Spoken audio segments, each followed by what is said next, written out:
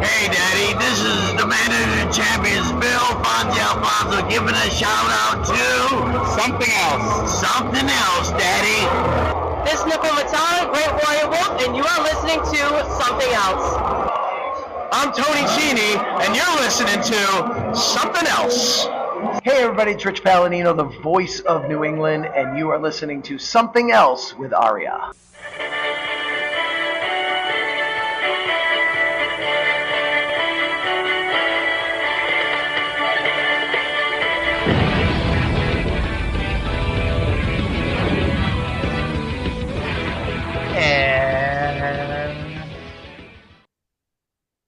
Welcome to episode number 233 of Something Else. Feast your ear holes in this week's episode as we take a look at Mid-South Wrestling and World Class Championship Wrestling from September 29th, 1984. My name is Arya, and joining me, as always, is the exotic Adrian Street to my Boyd Pierce. It's Trae. Trae, how are ye today?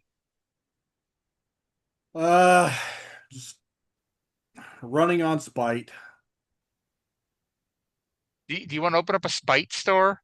I don't know if I ever asked this. Do you ever watch Curb Your Enthusiasm, or have you ever watched Curb Your Enthusiasm?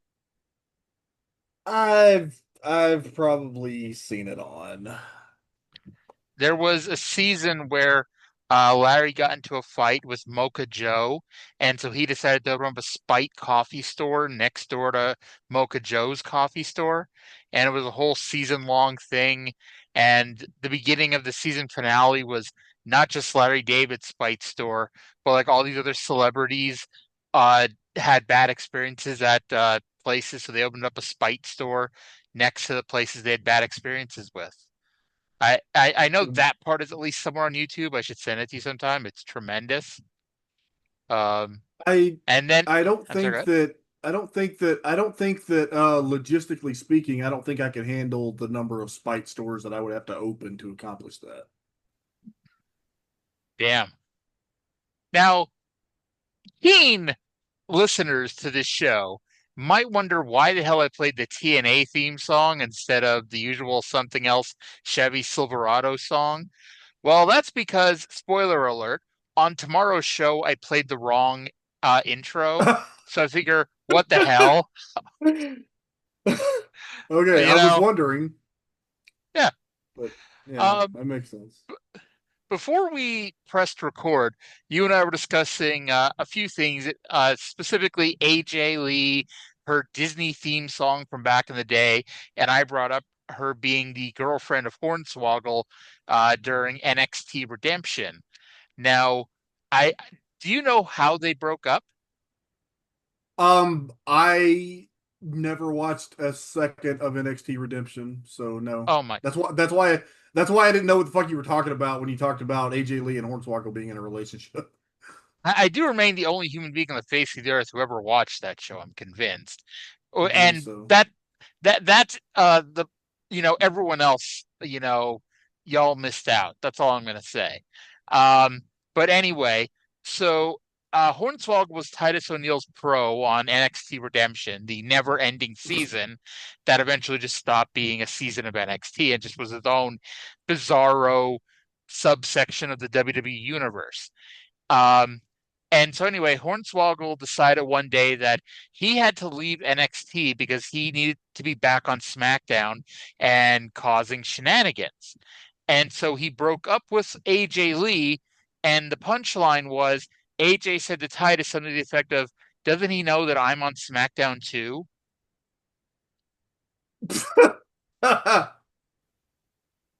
He just wanted to get out of that relationship. Yes. Because as we learned, AJ Lee is crazy. Yes. Now, by the way, NXT Redemption, in addition to having Tyler Rex, obviously before she transitioned, also had Darren Young before he came out as gay.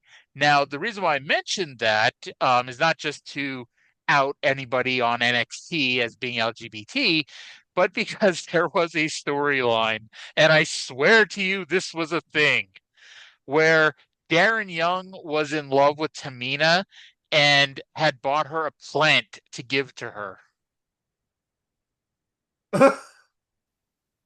Well, how'd that work for him? I don't remember it working out too well. Darn.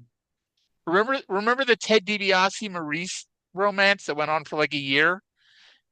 Maryse dumped him on NXT. The reason why nobody remembers those two ever breaking up was because Maryse dumped him on NXT. Has there ever been a couple that had like less on-screen chemistry? Then Maryse and Ted DiBiase. Yes. Oh my God. Do you remember? It was like so they had to do like a dance segment together, and it was so fucking awkward. Like they had no rhythm together at all. Maybe, and and it didn't last long enough to really be super awkward. But Daniel Bryan and Gail Kim. Oh, I remember that. And the joke was the Bella twins confused him being a vegan with being a virgin. That was the punchline to that. That's such a Vince McMahon joke. Yes. That And the is not funny thing is praise. that the funny thing is that storyline is actually what led to Daniel Bryan and Brie Bella starting to date. Go figure, Really? right? Yeah. That's terrific. Daniel Bryan says it in his book that because they had a storyline. I don't and it's probably the Bella twins fighting over who could, take Daniel Bryan's virginity first. Like not Benoit, Jericho and Christian with Trish and Lita just without virginity and without, the $1 Canadian bet thing. And so they were traveling a lot together, and that's when the two of them got to know each other more. There's a story in the book that like they were trying to hook up in like his hotel room, and Sheamus and somebody like barged in on him. I don't remember that, but I believe it. Yeah. I I don't know why I'm linking these two together, but do you remember the story in Bret Hart's book about how one night Jim Neidhart stumbled drunk into the hotel room and took a piss on the floor, and Bret told him as much the next morning, and Jim gets on his hands and knees, pats the floor, and is like, "It's dry. What the hell are you talking about? You're dreaming." And then he picks up his suitcase, and all the piss comes dumping out of it. Yeah, that's hilarious. By the way, this is the only pro wrestling podcast to discuss Jim Neidhart peeing. Can't get that anywhere else, folks. That's probably a good thing, but it makes us unique. We are unique. If nothing else, we are unique. Yes, no doubt. So have you heard the rumor about John Cena's last opponent? I thought I thought it was going to be Gunther. Is that right? Yes, that is the rumor on the street that it's going to be the Ring General, and I was a little surprised because I was honestly expecting it to be Seth. Because especially since they're giving Seth the big push, but I guess they figured Seth doesn't need the rub of being the guy to beat Cena at the end. Because I mean, I think we all just assume whoever it is going to beat Cena in his last match.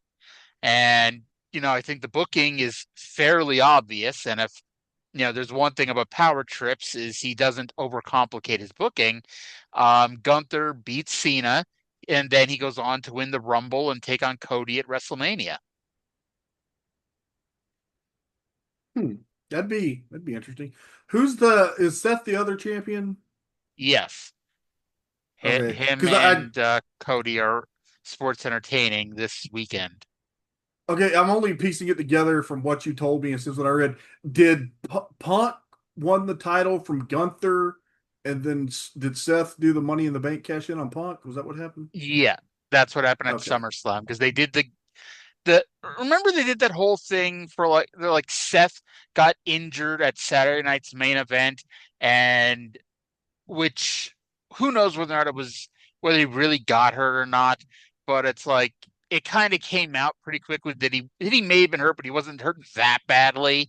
And so they came out at the end of SummerSlam, and Punk beats Gunther. He's celebrating his champion, and then Seth comes out with his gang of misfits.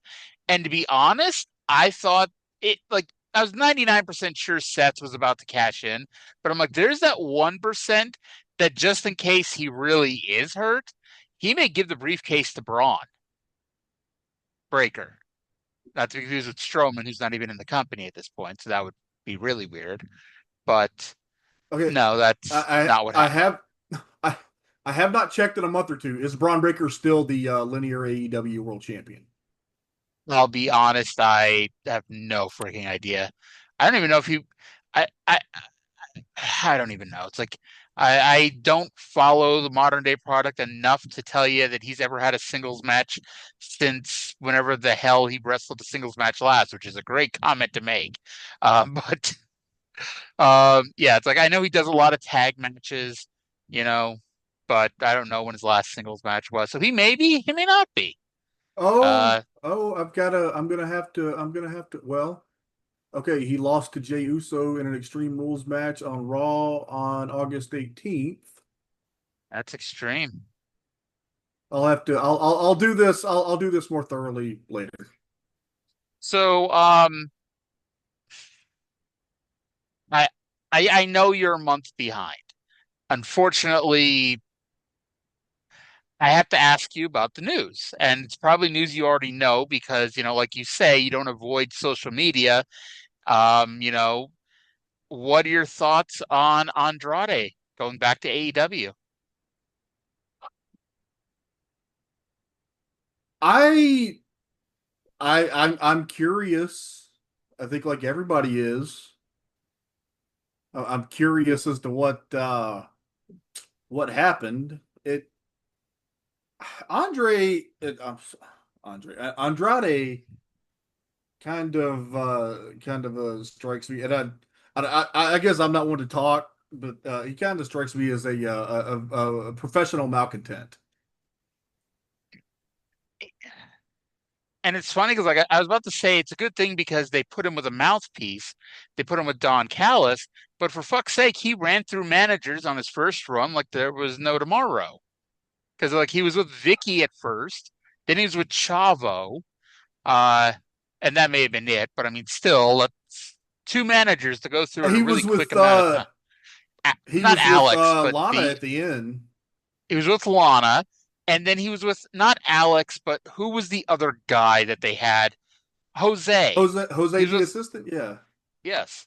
So he went through four fucking managers in like 2 years. And now he's got Don Callis. And I mean, at this point, who's not in the Don Callis family? Trey, are you in the Don Callis family? I'm fairly certain we all are at this point. I might be. I haven't caught up yet. I might have joined last week. There you go. And I I mean, we're watched recording this. Mhm. the last thing that I watched was Death Before Dishonor, so that's where I'm at. You got a lot. Oh, I don't say a lot. You got a decent amount to go. I would tell you can skip Collision, but you wouldn't do that. You watched Rampage until the very end. And I know we weren't I doing a sure did. podcast at the time, but I'm confident you were the one watching Dark and Dark Elevation every week. Um, I did not watch Dark and Dark Elevation every week. There were stretches that I did, but there were like it was one of the things that like when I got too busy, that would be the first thing to drop, kind of like ROH was more yeah. recently. I'm to the point now that if I ever get caught up, we'll see what happens. I don't know. I would love to watch wrestling all day, but there are other Mhm. things in life, and there are things that I am more. I don't know what to say. I feel like I should be using my hard-earned skill and training for something productive these days after I more or less let my brain lay fallow for like 4 years, and it's just, it Mhm. wrestling will always be there. It's always there, and it always understands when I've got to be a little detached because real life happens. By the way, 20 minutes into the show, now's probably as good a time as any to tell you that my book is on sale. Um, this might explain why, I don't have it's not the best-selling book on Amazon right now. But let's get it there. 40 Years of Pay-Per-View, Book 2, 1991 through 1993. The last time I checked, it's number 3 on the Pro Wrestling New Releases, behind Brian Solomon's book about Gorilla Monsoon, and which I bet is a tremendous read. And also not Titan Sinking. It's the one covering 1992 Titan WWF. Titan Shrinking. I gotta get that one. Those did you read his other trilogy? I did. That was a tremendous trilogy. I like the first one good, yeah. of the 3 the best, though. Yeah, they were very good. So, by the way, once you've spent $20 on the Gorilla Monsoon book and $20 on the Titan Shrinking book, spend $5 to $25 on 40 Years of Pay-Per-View, Book 2, 1991 through 1993, and make me happy, Absolutely. Anywho, I had a question for you. When Roddy Piper shoots somebody into the ropes, shouldn't that be called a Scottish whip?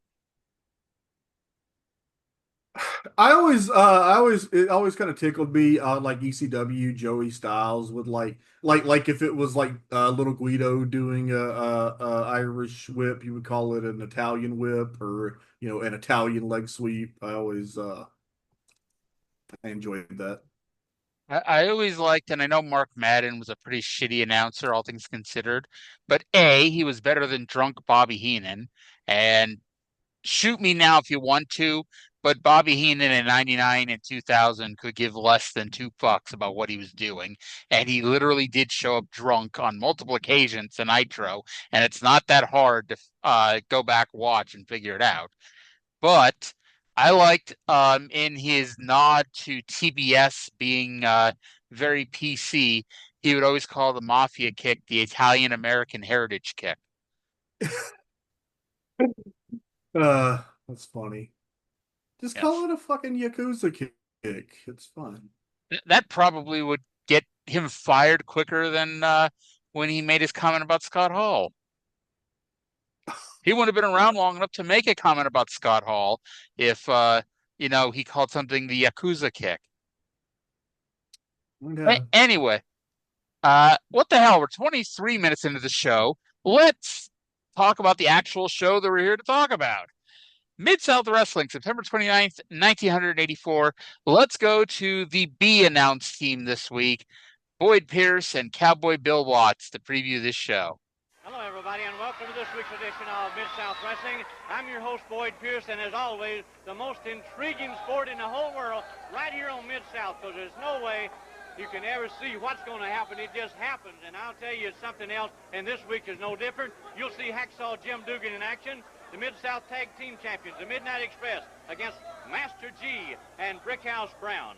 Terry Taylor, the Mid-South Television Champion, will be on the card. Another tag team, Magnum TA, joins forces with Sonny King against Hercules Hernandez and Dr. Death Steve Williams. And from Australia, you'll see superstar Bill Dundee.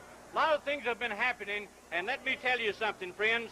A large controversy has been swirling around Jim Cornette and the fines. He's carried it to the board of directors of Mid-South Wrestling, and no person in this world can bring us up to date than our guest commentator and the president of Mid-South Sports, Bill Watts. Bill? Well, thank you, Boyd. Yes, it has been a very troublesome thing. 3 weeks ago, one of the most distasteful incidents I ever saw happened here on Mid-South Wrestling when they were signing a no disqualification title match for the Mid-South Tag Team titles. And the more we reviewed the films, the more we could see that Cornette and the Midnight Express had planned just exactly what they were going to do to the Fantastics. And Cornette took our new rules and regulations where we barred the 2 before. We barred a tennis racket, a steel chair, and a steel chain. But his lawyers found legalese, or terminology, or loopholes. He threatened lawsuits, and we said, we're going to wait 2 more weeks to make a decision. Well, Cornette, I want to say one thing to you. There comes a time when everybody's got to stand up for what's right, even though it may not be written just perfectly. And Mid-South's not going to back down from anybody or anything. We are instituting a fine. We are fining you the largest fine in history, $30,000, $10,000 for each man, you, Cornette, and Eaton. And there is no more hearing about it. The money has already been collected, but Cornette has made some strong statements and ultimatum. Let's listen as Jim Ross interviewed him today before the show. 2 words. Bullshit. I know that's normally one word, but I'm so perturbed by this fine that it has become two words. Bullshit. Jim Cornette and the Midnight Express did not break the rules. This is a conspiracy. This would not hold up. If this was real, this would not hold up in a court of law, because in a case of ambiguity, if they were to take the written rules as they are written into a courthouse and show them to a judge, they are written in a way that you could not find Jim Cornette or the Midnight Express for what they did. I'll say what I have to say after we hear Cornette's response. But Boyd was excited this week, wasn't he? He was. This is the most intriguing sport. And we have the white guys versus the black guys this week. It's the Midnight Express versus Master G and Brickhouse Brown. And all the way from Australia, we're going to see superstar Bill Dundee on this week's show. And I admit, I thought he'd been on the show before, but when I looked it up on Cage Match, this appeared to be his first TV match. So maybe he was in a promo that we saw.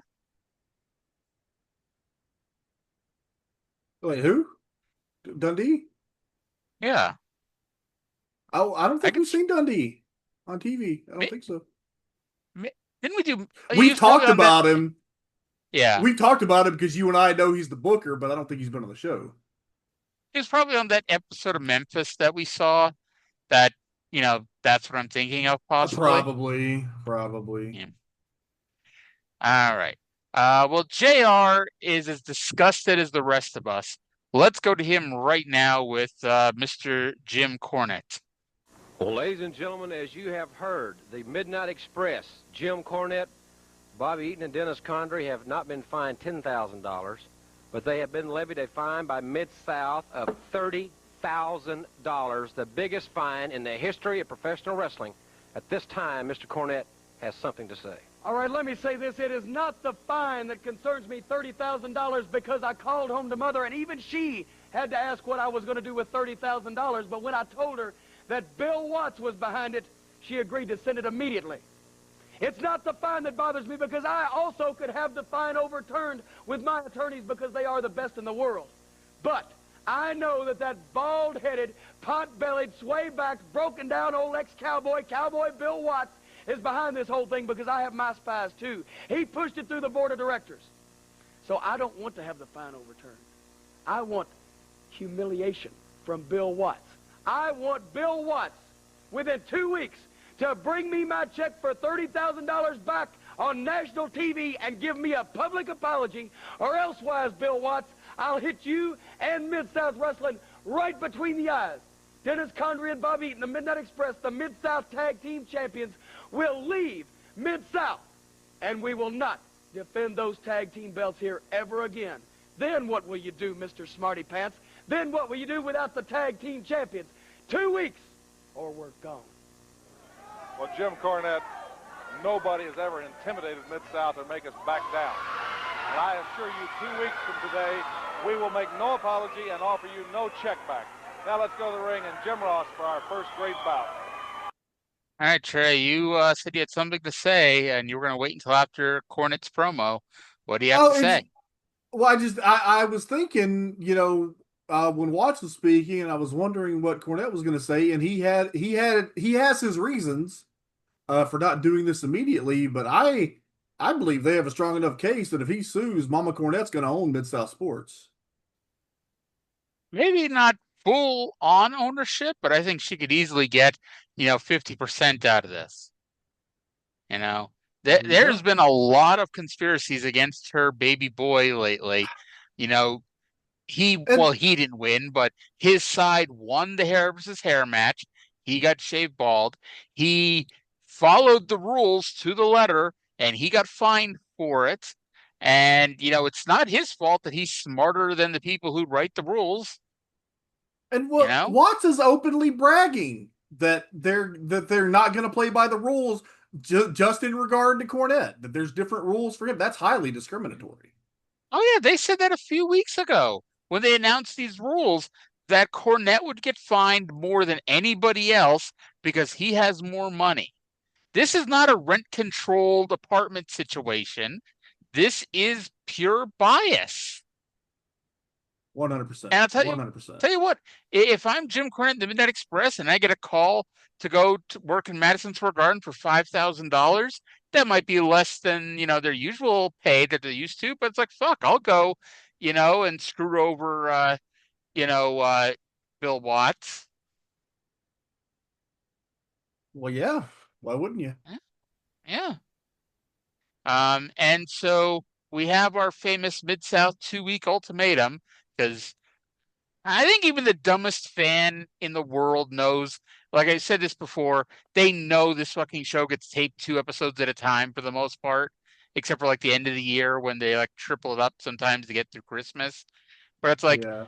I think even the dumbest person can figure out, why is everything in 2 weeks? Yeah. By the way, Jim I'm Cornette just has a rough time with boards of directors. The Smoky Mountain board wasn't kind to him. The Mid-South board isn't kind to him. Too bad he was a babyface, because I'm going to bet the WCW board wouldn't have been too happy with him either. He was, oh, yeah, I guess. Hold on. Math. Trying to think, how long were they in actual like WCW? They were baby faces in '89, like mostly like. Yeah. I mean, I don't know when you could say the company is officially named WCW, but I always looked at it as when Turner bought it on November 1st of '88. Me too. That's what I said. They didn't really start calling the company WCW until I think like early 91, maybe, or yeah. I think I always say, because I have always retconned the tag team titles back to Doom winning it at Capital Combat 90, the return of RoboCop. Yeah, and everybody does. All the title histories do. Yeah. Actually, that didn't, because I was about to say that had the big WCW letters in the background, but that didn't. I know Halloween Havoc definitely had the WCW letters in the background, and maybe Great American Bash 90 did. But sometime around there is where I think most people officially start calling it WCW. But I mean, you say November '88, and they left right after Halloween Havoc 90, so that's 2 years, and they were babyface for 1 year and a heel for 1 year, because they turned heel at the November '89 Clash against the Dynamic Duds. I have not watched Starrcade 90 in several years, but I seem to remember Jim Ross at least referring to Sting as the WCW champion or something like that, referring to the company as WCW in some manner. He probably referred it to as WCW, but I don't think he called Sting the WCW champion, because I don't think that really started until the Flair Fujinami thing. I could be wrong. May have been. It was just probably, reading my book. I probably just it was something to the effect of Sting being the top dog in WCW or something like that. Something like that. Because for a while they dropped the NWA initials and they just called it the World Heavyweight Championship. I mean, if you knew, you knew, like it was the NWA title, but it's like they stopped referring to the NWA. Yeah. By the way, the fans were going batshit crazy for Steve Brinson. Like, oh my God, he was being introduced by Jim Ross. The crowd was on their feet cheering for Steve Brinson, or for his opponent, Jim Duggan, who was just walking down the steps at that point. One or the other. And I think there's a chance it was for Steve Brinson. But maybe they were cheering for the I'm sorry, did I read it right? The Fist City Snake Bar? The Fist City Snake Bar? Maybe it was the First City Snack Bar. I don't know. I thought it said Fist City Snake Bar. You're talking about the snack bar. I didn't see what it was called. I didn't see what it was called, but yeah, I did know they added a new handheld camera on the floor. And so we saw the side of the Irish Meal Boys Club that we've never seen before, and it had a snack bar. Yes, this was a very, very typical Mid-South enhancement match, but the new cameras were something different to watch, at least. Yes. I did I did note that this match, now that they've added this extra camera, it really shows how far Mid-South has come since last year. Because they had people pretty full on all three sides that they put people in. When like you look at last year, they had trouble filling the bleachers. Yeah, and the production has come a long way, like in the past 6 months or so. Oh yeah, hats off to Oral Link for his stepping up with the production quality here. You know, I hate to give Joel Watts any credit for anything, but he's definitely helped improve the production as well with his music videos. You ever It's heard too of bad Joel didn't stay behind the camera. you ever heard of Oral Link's sister, Anal Link?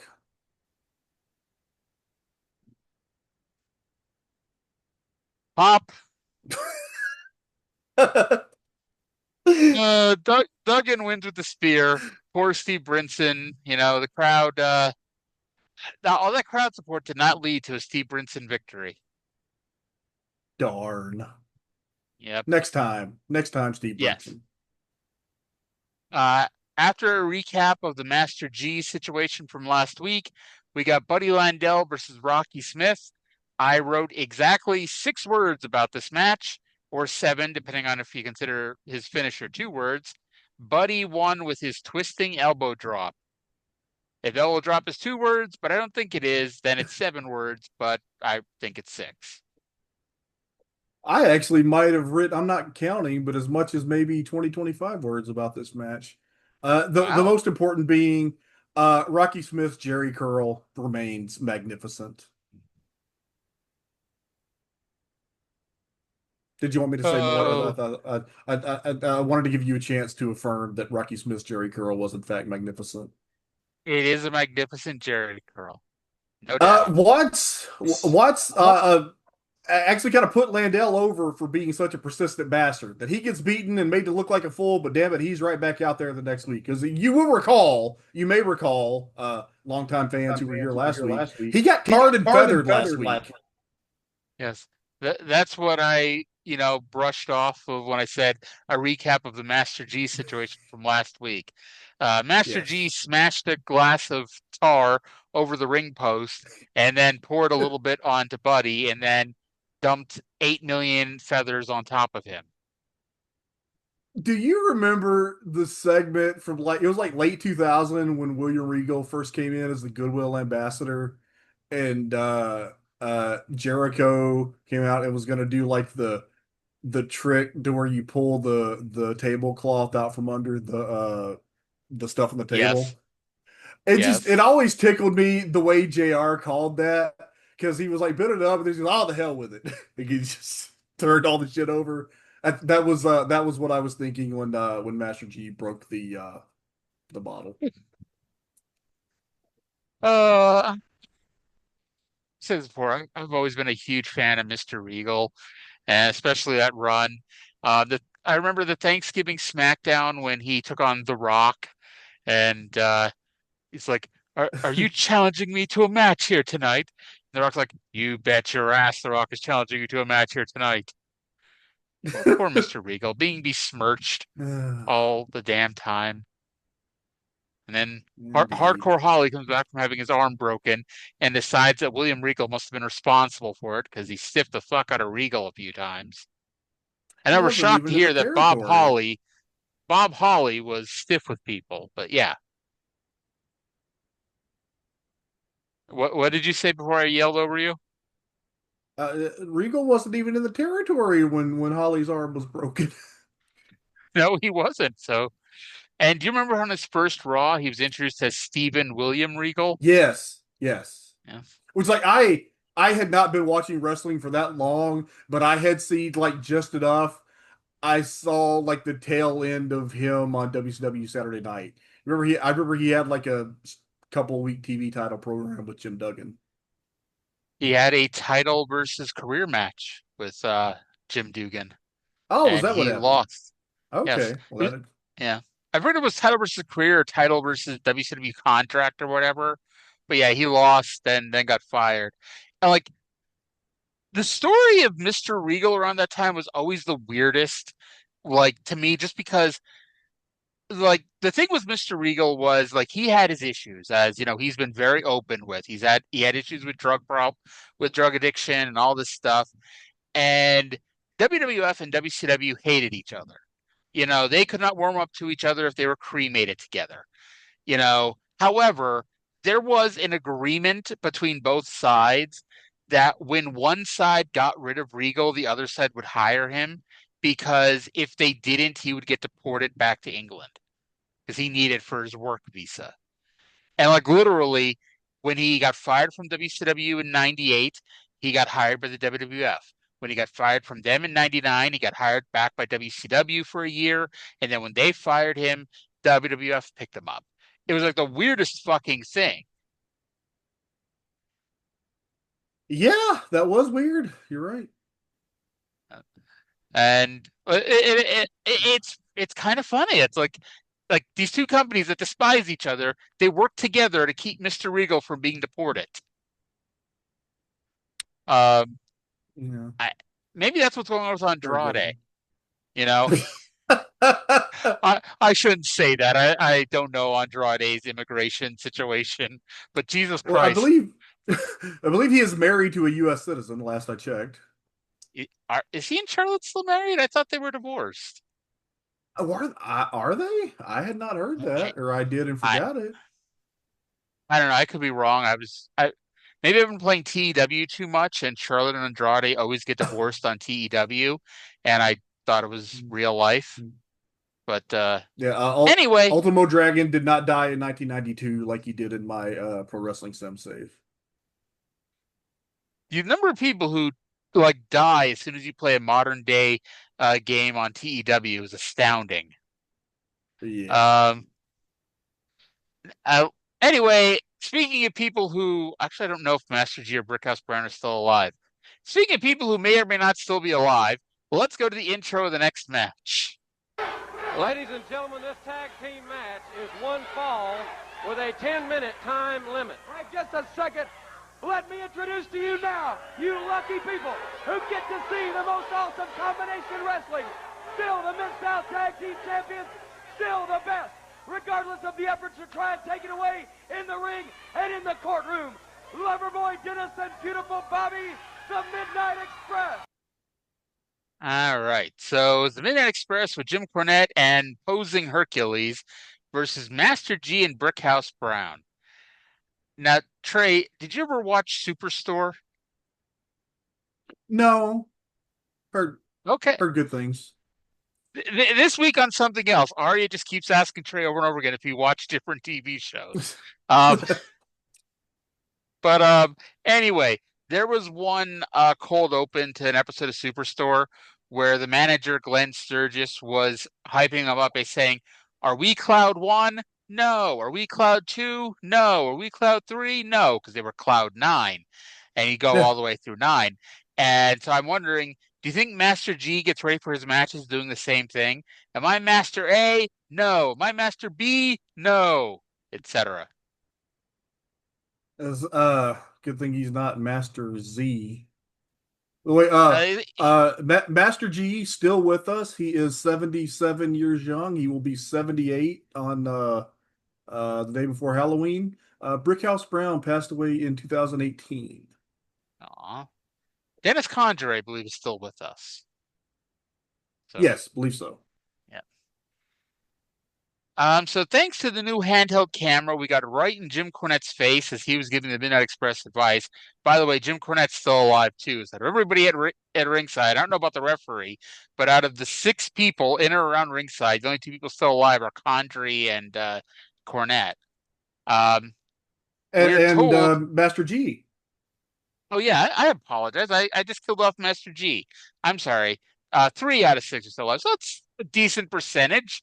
Especially when you look at like WrestleMania 6, it feels like the entire roster's dead. But anyway, in 2 weeks, we're told that the Rock and Roll Express will be back. Brickhouse went for a monkey flip on Condrey, but Eaton grabbed Condrey's tights to hold him into place. And this is where I always ask questions. On moves like this, wouldn't hurt you just as much if you succeeded in giving the monkey flip, because you're still throwing yourself on your back.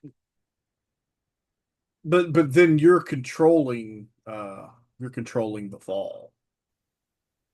I guess. But to me, it's like, do you remember when Carlito tried to give Great Khali the backstabber? Like, it was good for Carlito that Khali didn't go down for the move. I'll tell you, I did not expect Master G to do a Tijeras, but he did. Wasn't too bad either.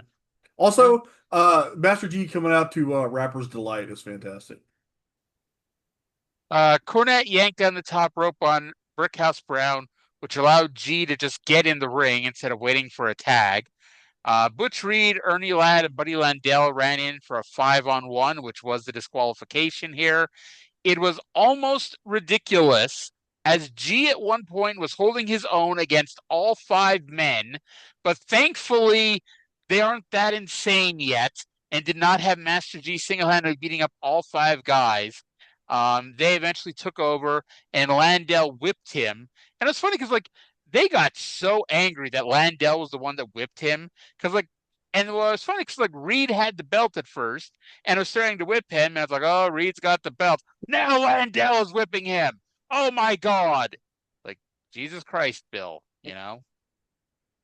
Would it have been okay if Butch was whipping him? The historian in me wants to analyze that, and the podcaster in me does not. Indeed. Dugan and Terry Taylor made the save. And as we always know, Dugan was a few steps ahead of Terry Taylor, who I doubt was in much of a hurry to help out. Because he's a little bitch and a stooge. Exactly.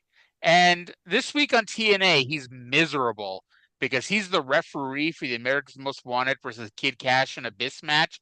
And I think the reason why he's miserable is because he knows if he's the referee, then he can't stooge off the cheating on the referee. I bet that's exactly it. My recap of this segment says, well, we know what will be replayed next week. That's fair. That's fair. Any thoughts on this match and angle? It was a nice enough little tag match, I thought. All right. I'm sorry, so, I don't have any greater analysis of this this 5-minute match that you've already recapped very well. They had a nice match. I had clicked on the Observer site to read the Monday news update while you were doing that, just to see if there's anything to bring up. And I had to wait a second, Trey's not saying anything else. Must go back to my actual notes. Sorry.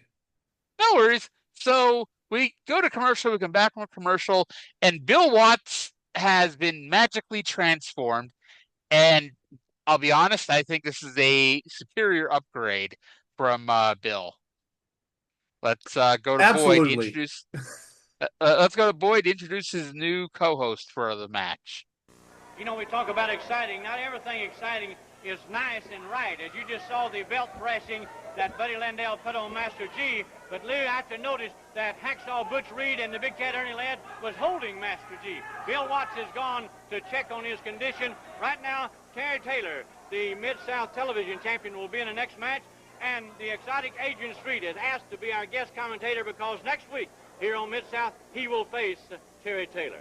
I just can't wait to get my hands on him, just to prove. You know, I don't think, much to their own disgrace, I don't think that the fans or the promotions in this area have been taking me as seriously as they should.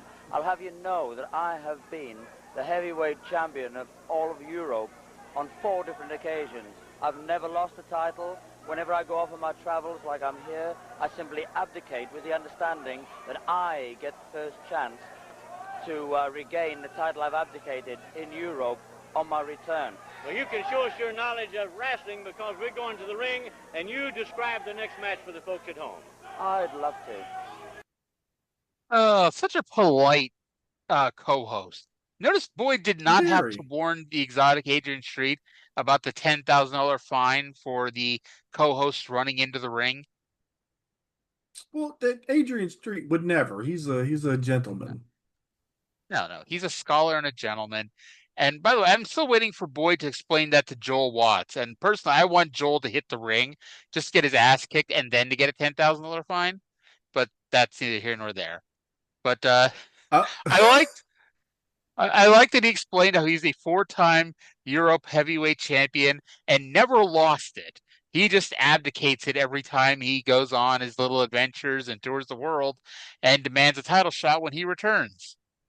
Because I was getting ready to make a smart-ass comment when he said he was a 4-time champion and never lost it. Well, Adrian Street is smarter than me. Indeed. Don't disagree with me there, Trae. I would not have wanted you to. So that leads us to our next match, which is the champion of television, Terry Taylor, versus the newest member of the illustrious Walker family, Jason Walker, joining the legends of the Walker family, PJ and Bobby. So if PJ is just incredible and Bobby is hardworking, and didn't he end up being arrested for like abducting people? Anyway, what's Jason Walker's thing? He walks around Camp Crystal Lake and looks for teens to kill. I was about to ask, is that what Jason's last name was? But it's not. It's Voorhees. No, but if he was walking, because Jason doesn't run, he only walks. So, wow. Okay, so Terry Taylor has a new medal, and yes, I don't know. I think it's the same fucking medal as last time, except Doc probably broke it or some shit. But anyway, here's a question. Is wearing a giant ass medal like this any dumber than wearing a big ass wrestling belt? Well, I don't think the idea that it was any more or less dumb. It was just something different. It was in honor of the Olympics or what the fuck ever. I mean, it's different, but it's like it's so garishly large. Like this is not a fair comparison, but it's almost do you remember last year when they did the Crown Jewel Championship and it was like the most ghastly, garish thing you've ever seen in your life? The Mid-South TV title medal is to medals what the Crown Jewel Championship is to regular championship belts.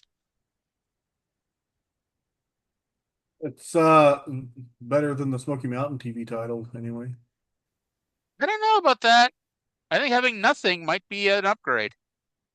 I don't know. It's not as good as when it was Mr. Ron Wright's heart medication bottle. But they could have, they missed out the opportunity to do a primetime Brian Lee, Dirty White Boy, heart medication on a pole match. Oh, that would have been tremendous. Russo would have done it, damn it. Yes, he would have. I mentioned to you a few days ago, I was watching the first Progress show from back in like 2012. And I don't know if, I think they end up bringing out an actual belt at some point. But the first champion was given a giant staff. I don't mean like a group of people. I don't mean like a group of people that work for him. I mean like a pole, like a staff. I think that was the winner of the Fire Festival in 01 gets a big ass sword. It's tremendous. See, I would go with the staff over this medal. I would go with the sword over both. So Jason Walker got screwed here because Terry Taylor hit him with the 5-arm, made the cover. Walker ticked out at 2.9, and the referee just ignored it and counted to 3. He should protest that decision. Maybe he can sign on with Mama Cornette and have a class action lawsuit against Mid-South Sports. Or maybe next week Bill Watts will do a promo saying Jason Walker screwed Jason Walker. And he can look in the eyes and know that. Maybe they'll give Jason Walker that $30,000 as compensation. There you go. Bill could go to court saying, I don't have it anymore. We gave it to Jason Walker. You didn't get your no explanation, by the way. Just saying, Jason Walker. You didn't get your $25 win bonus, so here's $30,000. I mean, Vince always took care of the jobbers on those TV tapings where the guys would get paid like $30. He'd make sure that the jobbers got taken care of. So yeah, well, that was how that worked. It was like for the actual like roster, TV was considered like a freebie, but for the job guys, that was their job. Yeah. So up next was a tag team match as Hercules and the Dr. Death helmet holder, Dr. Death Steve Williams, took on the North American Heavyweight Champion Magnum TA and his partner, Fat Virgil. I don't know who that's more degrading to, Virgil or Sonny King. I don't know why. Just this week he really looked like Virgil, but Virgil gained like 50 pounds. He was fucking moving here. Like I don't know. He looked good for Sonny King in this match, I thought. We'll get to in a second why that's hilarious. But by the way, Magnum TA, after not being on TV for what felt like 6 months, is now on TV 2 weeks in a row. So hooray for that. How about that?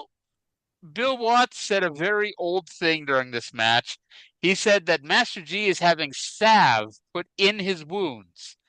And I'm more like, is it a good idea to put salve in your wounds? And for those younger than 50, salve is an ointment used to promote healing of the skin or as protection. So why is salve being promoted? Did Big Salve pay for this plug? Is salve like a name brand? I thought that was just a generic. I believe salve is just a generic name, yes. Yeah. But it's like outside of people from this time period, I don't know the last time I heard anybody talk about salve. Actually, no, I can't. What is it called? What is it called when like the name brand becomes the generic term? Kind of like Jello or Kleenex. Yeah. It's like it's just accepted that you're not talking about gelatin or tissues. You're talking about Jello and Kleenex. Yeah, exactly. By the way, the last time I heard someone talk about salve was on Gilmore Girls when Paris's boyfriend was sick, and so she got her nanny to come take care of him, and she put salve on his chest. The term for the linguistic process where a brand name becomes the generic term is called genericide, which sounds a lot more severe than it is.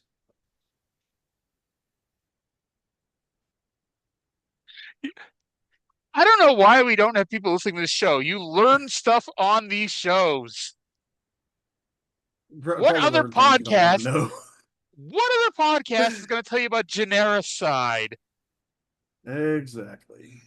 Spoiler, tomorrow, Cindy is going to become the first person in podcasting history, perhaps, to have a lengthy talk about the UK darts scene.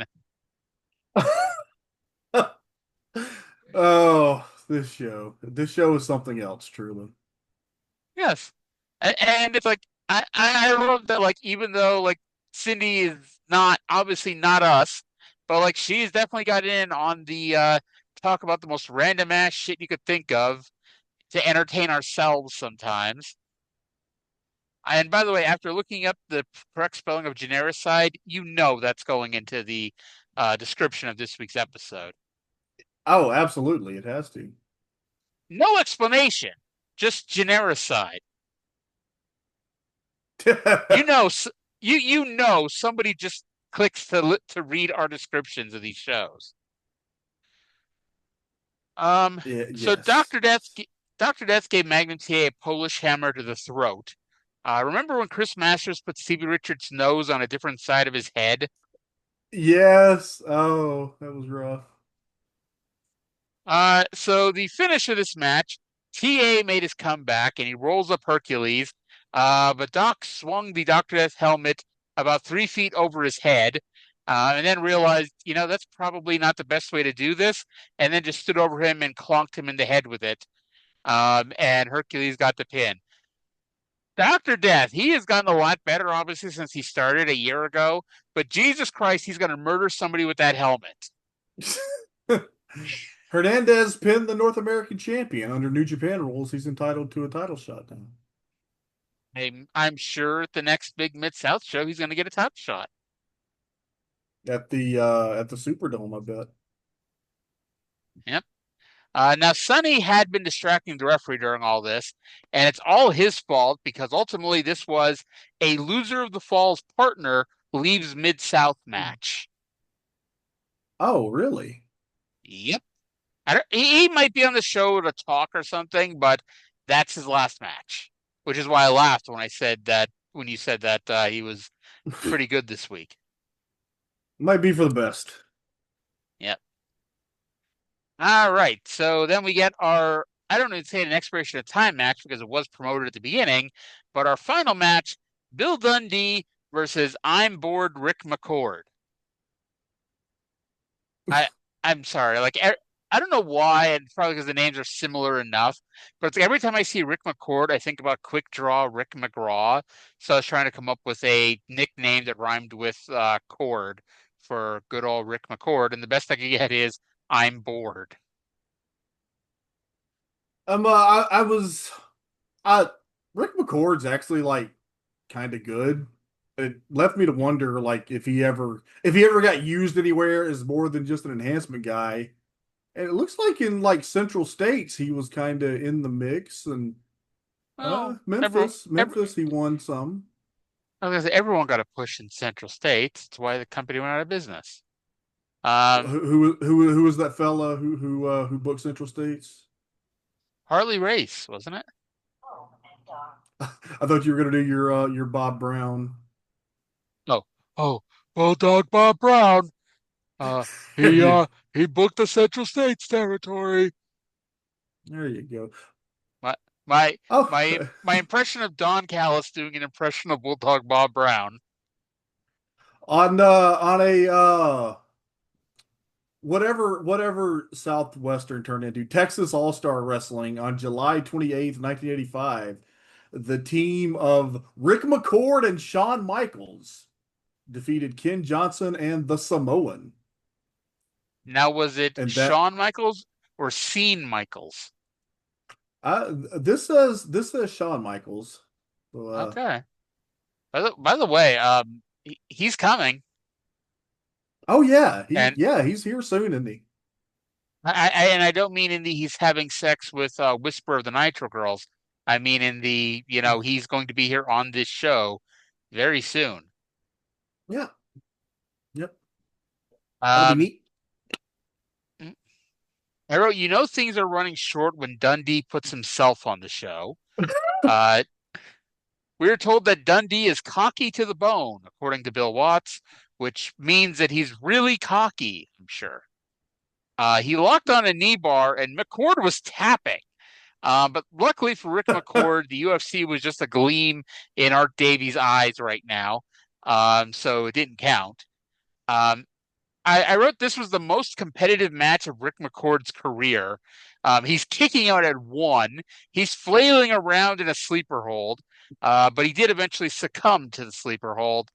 And actually, there is a brief break, but Dundee's going to be on TV for most of the next year.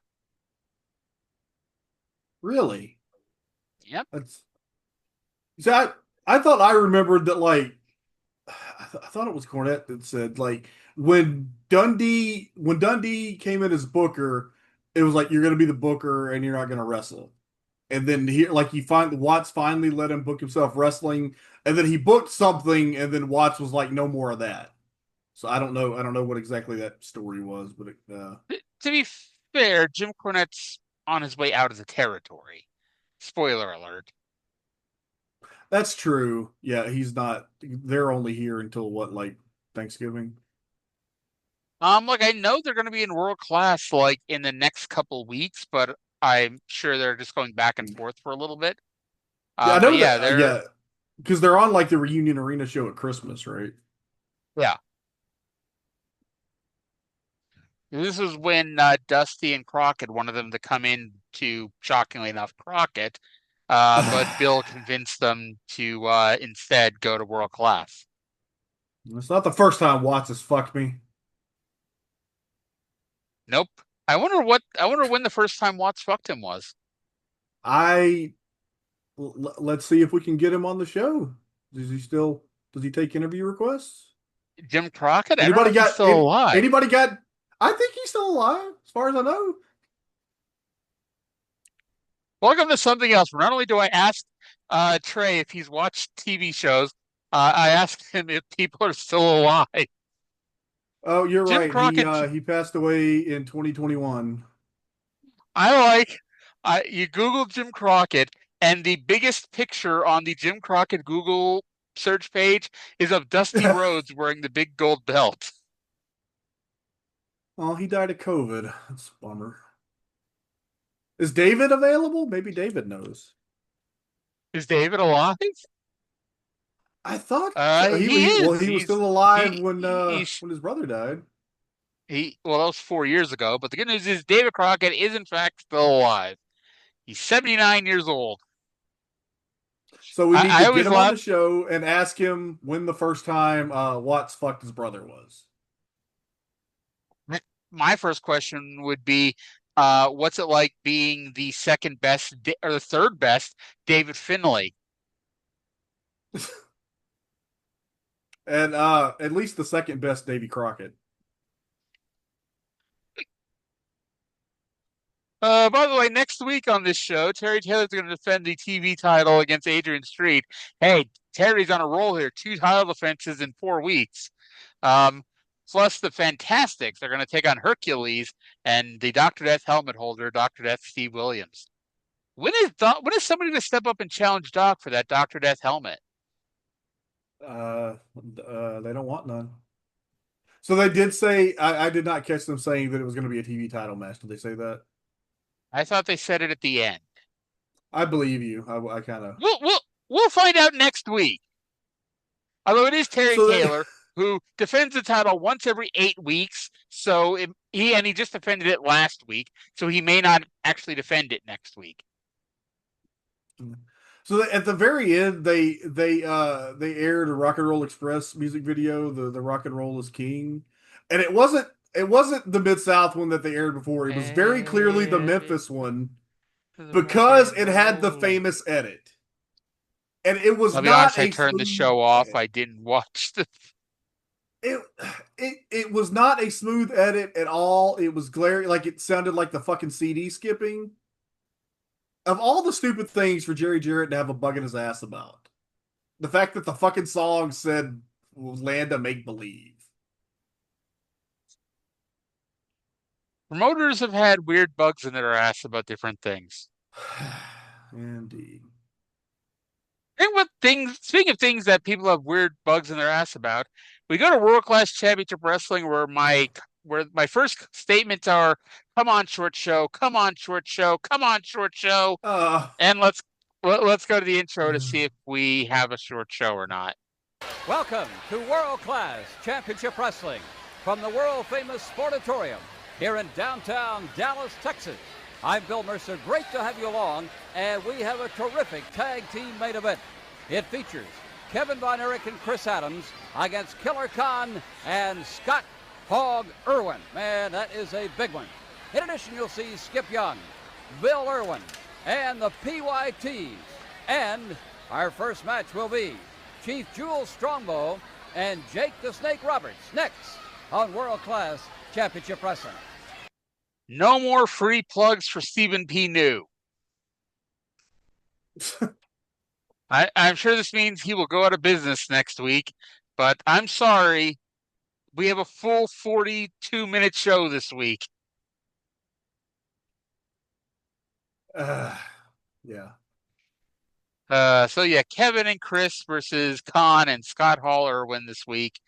And some other stuff will be on the show as well. Along with the most racist thing that has ever been on this show, and that is perhaps saying something. Did you Yeah. pick up on what I meant when I texted you that? I did not. Okay, we'll get to it. But first, let's go to our opener, which is Jake the Snake Roberts versus Jules Strongbow. Did they give drunk Marc Lowrence a new microphone? Doesn't he always have like the regular handheld mic? Like this week, he had the end of the drop from the ceiling mic that Mr. Anderson and Enzo Amore had, like that part, and it looked like he was eating the damn thing. Maybe he ate the other microphone and they had to use the backup. Maybe he sold it for booze. There you go. I hadn't thought of that as a problem. So Jake chopped Jules. So Jules chopped Jake right in the fucking throat. Yeah. I'm hoping, and I did look it up, I believe it is, that this is the same taping as last week, because like last week, there were plenty of open seats right in full view of the camera. Did you notice the person in the front row in the white t-shirt that kind of looked like Kerry Von Erich? I didn't. Was it Kerry Von Erich? It was not, I don't think, but there was a person in the front row who kind of looked like Kerry Von Erich, and because they had a little bit of a pudge to them, and because the bottom rope would cover their nose and, mouth, either the nose and mouth or nose and eyes at a different time, I could not tell whether this was a man or a woman. It could have been a pudgy man with man boobs, and it could have been a woman, but the guy next to them seemed to be flirting with them, which in 1984 indicates that it's a woman, but that's not a guarantee, because Kerry Von Erich was a very pretty man. That person also could have been non-binary, There you go. Now, you see, a listening audience sometimes picking out a random person in the crowd and wondering out loud about their gender identity is more interesting than the match. Remember, like last year and the year before in Mid-South, where we would talk about Cowboy Tony or Larry Dallas or whatever we call them, the guy in the front row of the Mid-South shows in the cowboy hat? That's because there was nothing else interesting to talk about on those shows, so we found something to talk about. That's what's happening here. Anyway, Jake won with a DDT in about 9 minutes. Actually, I'm sorry, 7:46. Yeah, we'll get to that in a second. I had a very different take on this match. I kind of liked it. I think Jake is underrated as a wrestler, and I think it's because the things that he did well in the ring were not things that were prized by the tastemakers of the 80s and early 90s.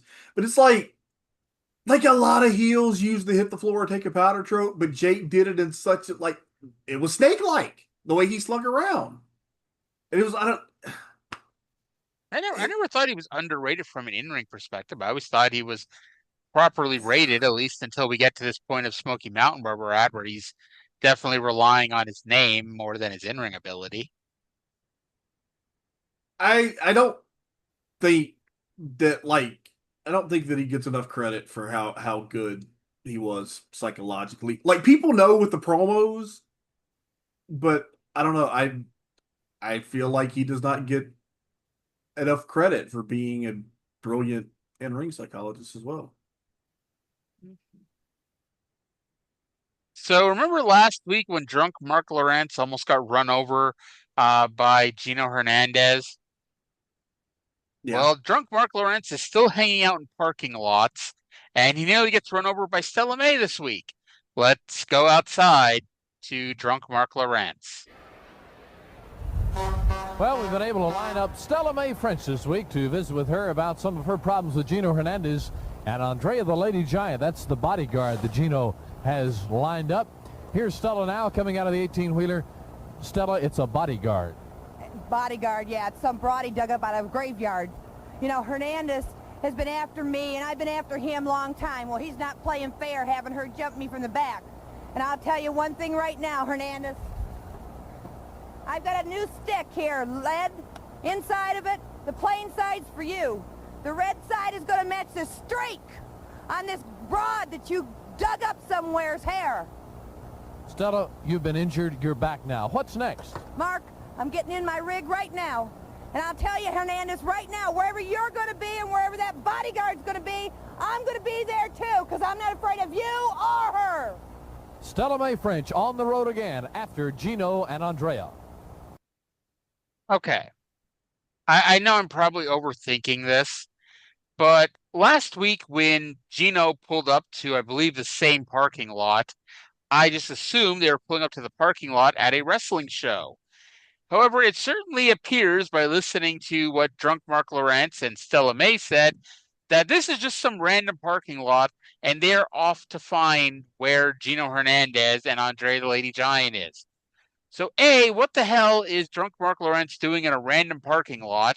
And B, how do these people know to go find drunk Marc Lowrence? Are they just driving by and seeing him standing there in his tuxedo and holding a microphone next to a camera? Be like, hey, let's go get some TV time. It's probably right outside of his favorite bar, so they know he's going to be there.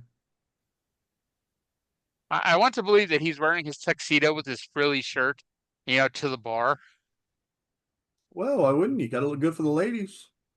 Much like how you never see Howard Finkel wearing anything but his tuxedo, I have no reason but to believe that drunk Marc Lowrence is the same. I assume that Howard Finkel slept in suit jammas like Barney Stinson. By the way, they announced next week is an Earth Shaker. Kevin Von Erich versus Gino Hernandez. Haven't we yeah. Mm-hmm. If we then get our next match, haven't we seen that? I'm sure we have. Yeah, there's only so many people in this territory, Trey. We've seen everyone wrestle everybody. I'm fairly certain at some point Chauncey has taken on Mike Gallagher. Well, they took on each other again, and I'm going to bet we had the same result where Chauncey won with a brogue kick. That was a cool, that was a pretty sweet bicycle kick. Yes, it was. Or a pump kick, as it may also be known as. By the way, Chauncey did have his brother Scott Hall and General Skandor Akbar there at ringside with him. Yes, he did. Yes. From here, we go back to drunk Marc Lowrence, who is now in the heel locker room with Jake the Snake Roberts and friends. I'm here in the locker room where Jake the Snake Roberts has joined me with thoughts of Chief Jules Strongbow. Thoughts of Chief Jules Strongbow and a little bit of everybody else. When I first came to World Class, I made one small mistake. I underestimated someone. That's something I don't usually do, make a mistake. Underestimate somebody, I might do that because I can usually take care of business no matter what type of athlete they are. Well, I made that one mistake.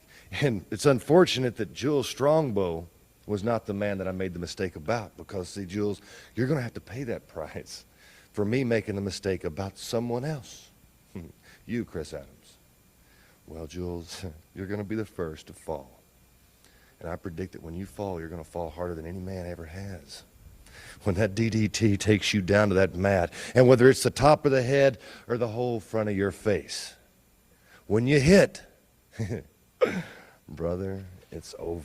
You know what I mean? I'm talking about smash and out go the lights, Mark. Do you know what that means? Mm-hmm. And I really thank you for bringing me in. Thank you. Here's General Akbar, the boss of Devastation Incorporated. Marc Lowrence, about these cameras in the dressing room. Killer Khan and Missing Link. We don't want any privacy, invasion of any privacy. They don't like cameras. You continue this outrage, and I won't be responsible. Enough. Now let's get down to the six-man's crown. This is the most prestigious. When you talk about championship belts and trophies all across the world, world-class championship wrestling, you think of the world's six-man crown, and due only to the partiality and the biased officiating toward the Von Erichs and the Freebirds has this eluded the general. Now is the time that this six-man world crown will be in the general's stable. Now, speaking of Gary Hart, I understand Hart is going to be in the corner tonight.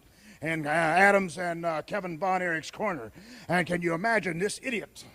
This Gary Hart wants 5 minutes with a man of my pride and distinction. Well, Hart, it'll be the longest 5 minutes of your career. And if you do not stop this insidious challenge and accusations against me, I'll send you back to the slums of Chicago. It's time for Devastation to be number one once more time. The words of General Akbar, ready to dispose of Playboy manager Gary Hart and ready for Devastation Incorporated to own the six-man world title. Now, do you think Akbar knows that in order for him to win the six-man titles, he needs to go get two partners? Okay, so when Bill Mercer said that Drunk Marc Lowrence was with Jake Roberts and Skandar Akbar, did you, like me, assume that they were inexplicably now together for some reason? Yes, I did. Which, you know, I mean, it kind of makes sense if we're using Gary Hart as the babyface manager. You know, let's store up some heels with Akbar to combat that. But yeah. And the hilarious thing is, you heard with the promo, this was building up to the match that we've already seen. I wrote that Jake predicted that he would beat Jules Strongbow in 7 minutes and 46 seconds. Jake, being a picture of sartorial splendor, was wearing a satin jacket, no shirt, and a black tie. There you go. Yeah. He needs to hook up with Akbar so Akbar could pay for a wardrobe for him. Did you notice Akbar has his own locker? I thought that was nice. He's probably grandfathered in. Probably been there decades. Probably. You know, much like, who was that person last week that had like a random locker in between Kevin Von Erich and Skip Young, who's like there's some random first name that has never been a first name of anybody on the show. Probably there since like the 60s, and it's like the memorial locker for that person. I don't remember. Act threatened to send Gary Hart back to the slums of Chicago. That's so nice of General Skandar Akbar. So then we go to the most racist thing we've ever seen on this show. The next match is scheduled to be Norvell Austin of the Pretty Young Things versus Skip Young. They do the thing like you see in every wrestling show ever, where they introduce the participants. The camera in the heel corner was showing one member of the Pretty Young Things. And they showed him the entire time. And spoiler alert, it was not the member of the Pretty Young Things who was in this match. The cameraman confused Coco Ware with Norvell Austin. Well, the cameraman's not the announcer or the ring announcer. Honest mistake. Like, when they were showing Coco Ware, I'm like, wait a second. Like, am I racist? Like, it looks a lot like Coco Ware. It's like eventually it panned over to Norvell Austin. I got nothing from this match except this was every world-class TV match. It was just a match. But go ahead and say your piece about the match. I say Mercer isn't sure how the PYTs got that title. Personally, I think they aced the talent portion of the contest, but they may have struggled in the swimsuit portion. And it ended up being just a draw. They were both declared the Pretty Young Thing. You didn't think Norvell filled out those trunks pretty well? I think like there's always like, very specific, qualifications in those contests, which I always have to laugh because, Miss America calls itself a scholarship contest, and our local beauty pageant, they just had it over the weekend, and there were pictures online in front of a big sign that said scholarship contest. I'm like, I got to tell you, when I was in high school and I was filling out my scholarships, one of the qualifications was not that I walk around in a bikini. I don't think I would have gotten any financial aid if I had done that. I think I might have gotten arrested. I think I would have had to pay more. At some point, they must have called them the Mean Young Things, because I just started calling them the MYTs. But Skip rolled through a flying crossbody for the pin. The MYTs beat up Skip after the match. Skip needed some help, so Rick Hazard ran in. And by the way, Skip Young's partner, Iceman King Parsons, nowhere to be seen, because Rick Hazard is not Skip Young's partner. You know what I was hoping for? I was hoping that just completely random Sonny King would be backstage visiting and see that somebody needed a save made and would just do his duty. I mean, it's possible that him and Iceman went running towards the ring and clonked heads.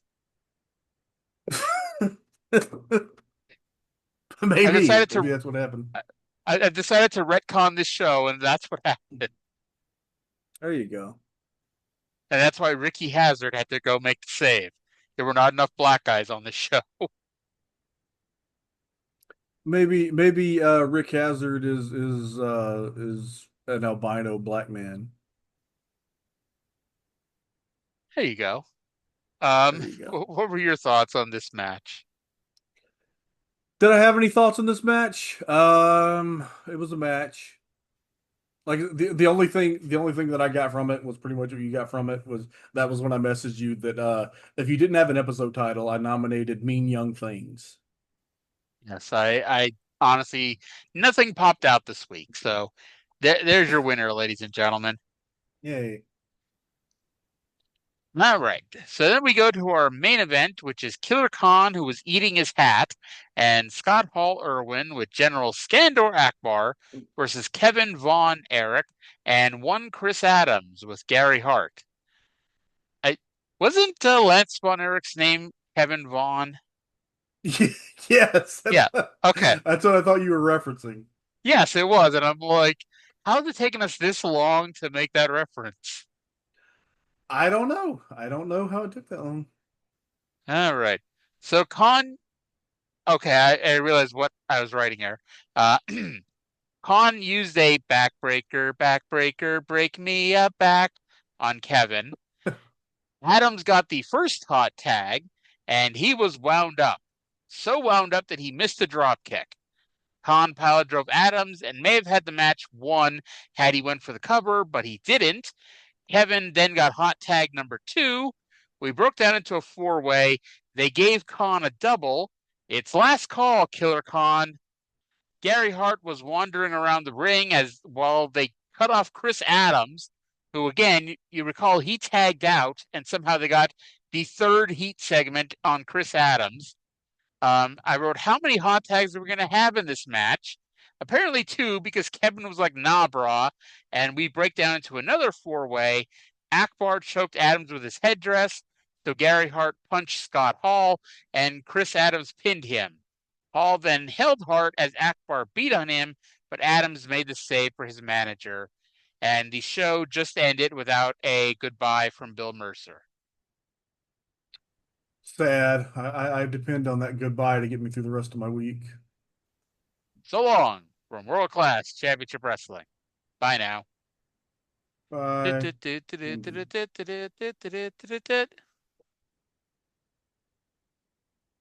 Yeah. Any thoughts on our tremendous tag team main event? No. I don't know. Okay. I don't know. I had kind of a bad day today, and I was not in the most enthusiastic state of mind when I watched these, so I'm sorry. I don't have a lot of commentary on these meaningless, interchangeable, too long world-class TV matches. Which, again, it's not like next week, anything's going to come of this. Next week, we're just going to pretend this never happened. They might do this match again next week. I don't know. Well, allegedly, we're getting Kevin Vaughn Erich versus Gino Hernandez. Because you had a bad day, you're taking one down, you sing a sad song just to turn it around. You say you don't know, you tell me don't lie, you work at a smile and you go for a ride. You had a bad day. The camera don't lie. You're coming back down and you really don't mind. You had a bad day. You had a bad day. Well, I've just been cut from American Idol. You've been cut from American Idol. I saw a commercial for The Voice yesterday, and it was not about the people performing on The Voice. It was about how The Voice has the best judges around. Like, and I'm like, is that really the draw? But I guess like at this point, we've been watching these singing talent shows now for 20 years. I guess the judges are more of a draw than, your random schmoes coming out to sing.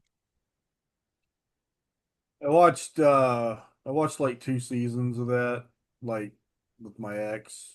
That was all. I mentioned I used to watch The Masked Singer, and it's still fun to guess who's under the masks and everything.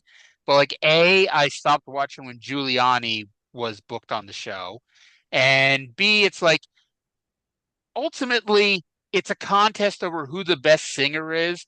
And while it's always kind of funny to see what celebrities are there, there's always like actual good trained singers that are on the show that eventually win because, shockingly enough, good trained singers win a singing contest I'll be damned. over like Mickey Rourke.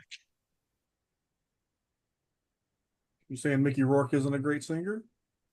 I mean, I think he would have been eliminated that week that he just eliminated himself. Because yeah, he pretty much knew he was going to get voted off, and like at the end of the episode, he just took the mask off and didn't even wait for him to be eliminated. Oh, respect. Yeah. Hey, respect to Dr. Ken for walking off when Giuliani was unmasked. Oh, did he? Good for him. Yes. Yeah.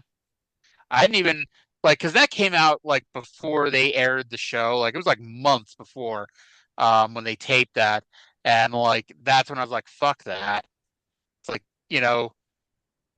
if that's as low as they're gonna go by booking Giuliani, it's like and it's like it was Giuliani like not that long after Trump 1.0.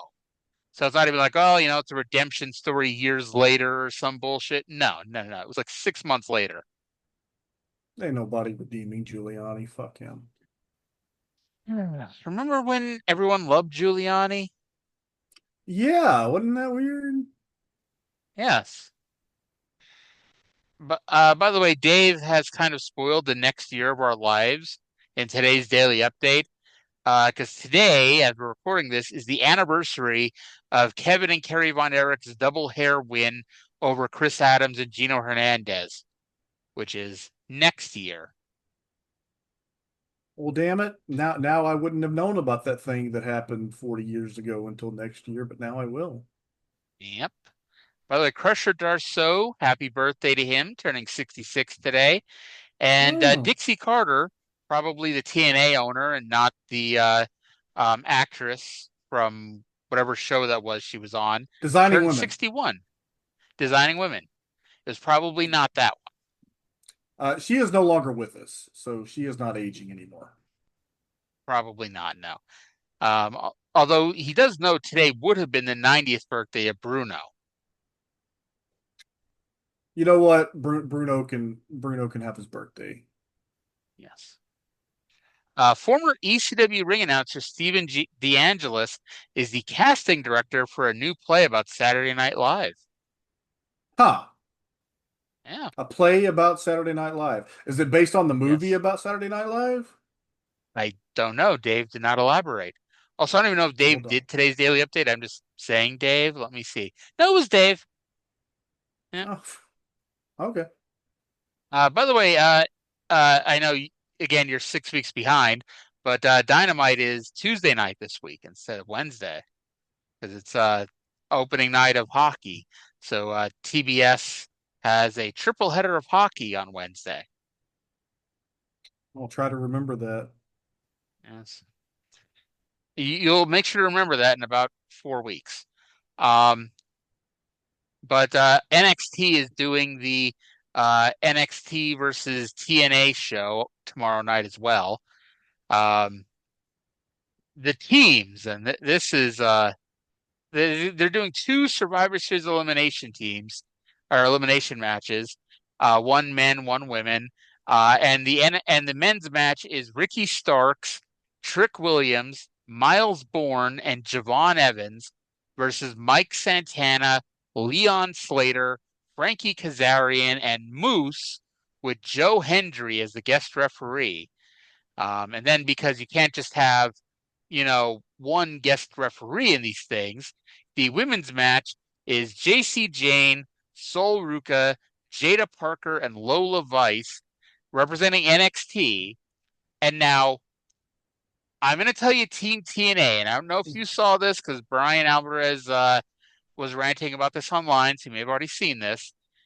The captain of Team TNA in the NXT versus TNA Survivor Series match, the women's match, is Kalani Jordan, who you might recall is an NXT wrestler. And if you want to argue, well, she's the TNA Knockouts champion. Okay, that could be an honest defense, except Trick Williams is the TNA World Champion, and he's on Team NXT. That was Pete, Brian, and Vinny when they were ranting about TNA every week. If that's back, I might have to get into it. Well, they've started on the October 1st, 2005 Impact. And actually, the funny part about that is I guess they reviewed that episode like 4 or 5 years ago during the pandemic. And so the guy that does the best of the Brian and Vinny shows on YouTube, he found that 2001 review or 2011. Wow, 2021 review of the 2005 Impact show, and he matched up the video of them talking about each segment, and it's like literally their opinions have not changed in 4 years. Like if you told me they just listened to their own review, took notes, and just read it back, like it was that kind of, it's exactly the same. You and I should review something that we reviewed years ago. I guess we need to go like 3 more years, and then we'll review something that we watched 5 years ago. Year ago. Well, we're gonna have to go back and watch the first 60 episodes of Smoky Mountain for you, which will be funny. By the way, Kalani Jordan's teammates are Mara Sade and the Inspiration. And Mara Sade is some person from NXT that just got cut like 2 months ago. By the way, not to be confused with Neidhart with Jakara Jackson. She was Jakara Jackson in NXT. So the entire NXT women's team is, or the entire TNA women's team is an NXT current wrestler, NXT wrestler, a current NXT wrestler, and 3 former NXT wrestlers. And one of them is recently former, like 2 months ago former. A recently former and a far former. Now, in the interest of fairness, like it's been like 5 years since the Iconics were in WWE. So it's like, at least that, it's like, okay, that, hey, Mustafa Ali is finally getting his North American title shot. Really? For those who remember, Mustafa Ali was announced as getting a North American title shot 2 years ago and then got fired before the next week's show and thus never got his title shot. He's getting it tomorrow night against Ethan Page. Well, there you go. You just got to wait sometime. Hey, Robbie Eagles pinned the Ring of Honor Pure Champion in Best of the Super Junior like 3 years ago and finally got his Pure title shot this year when they went to Australia against a different Pure champion, but still. There you go. By the way, Jordan Grace is the referee for the women's match. Now, I know, like, A, you don't really follow NXT, and B, even if you did, you're 5 weeks behind. But did you see a couple weeks ago they did an NXT versus TNA winner takes all world title match? What happened there? It ended in a bullshit finish with like a giant crazy brawl with the TNA guys running in and the NXT guys running in, and just being a battle royal. Now, the reason why I mentioned this is because tomorrow night on NXT, in a winner takes all tag team title match, the Hardys are going to take on Dion Lennox and Osiris Griffin. Who? Are those real people? Apparently. I think what the fuck is that Osiris Griffin? I think it's Dark Slate is the team or the group name. So I think they're part of a group. Okay. I have never heard of any of these people. I've heard of the Hardys. Really? Yes. Now keep in mind the Hardys. I think I've heard mention of those fellows. And by the way, your bestie, Bully Ray, is going to be on the show. And I'd imagine it's to prevent the Hardys from losing the titles a week before the Dudleys get a tag team title shot at Bound for Glory. Unless, Bully Ray is at least as smart as Jeff Jarrett and confirms with Santino Marella that regardless of who wins this match, they'll still get their title shot at Bound for Glory. Bully Ray is absolutely not as smart as Jeff Jarrett. I don't know. Jeff Jarrett got pissed off last week on TNA because he has a world title match coming up in 3 weeks, and Dusty Rhodes announced that because he could pick any, Dusty was allowed to pick any match he wanted against AJ Styles this week on TNA, and he wanted a world title match, and Jeff Jarrett threw a hissy fit, even though the dumbest fan in Nashville, think about the ground that covers, could tell you that whoever the champion is will then defend against Jarrett.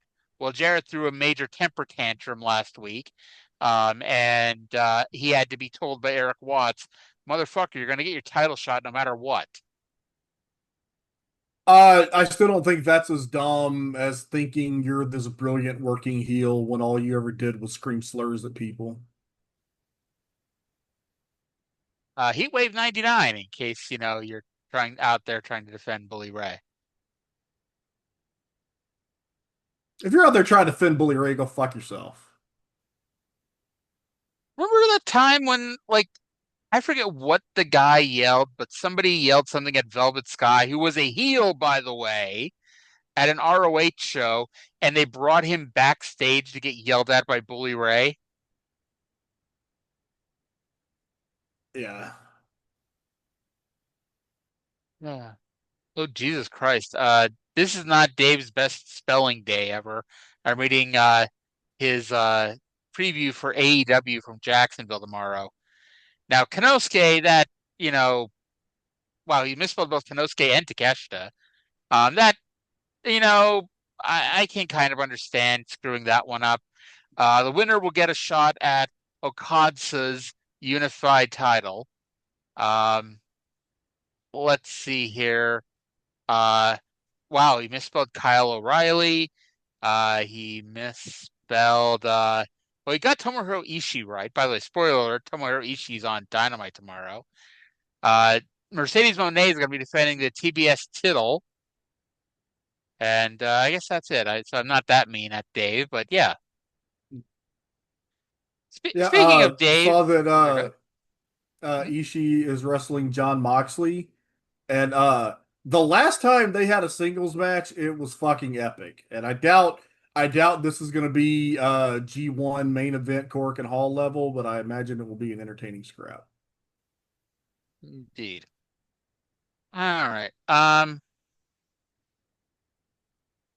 So apparently on New Japan World tomorrow, a unique match for a unique event live in English on pay-per-view, Taiji Ishimori gets even more ridiculous in a 120-minute Iron Man Rumble.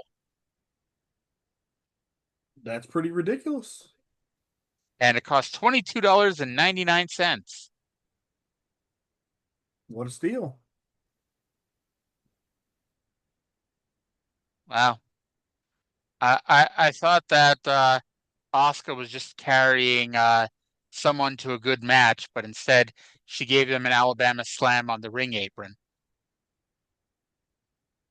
Which, by the way, the ring apron, the ring apron is the hardest part of the ring after all. Okay, are the was, Usos heels now? What's going on with this? I Why don't, are I the don't, Usos I don't. wrestling CM Punk and LA Knight on Raw? Oh, I thought there were still baby faces. But I don't know. Maybe it's a by the way, babyface match. That's just not usually what they do. Asuka's wrestling Kairi Sane. By the way, Oh, that sounds awesome. Are they not? They're not a yes. team anymore. No, Asuka turned heel a few weeks ago. Oh, It's her. I had not heard about that. Actually, no, never mind. The Kabuki Warriors are taking on Rhea Ripley and Io Sky, the Crown Jewel show.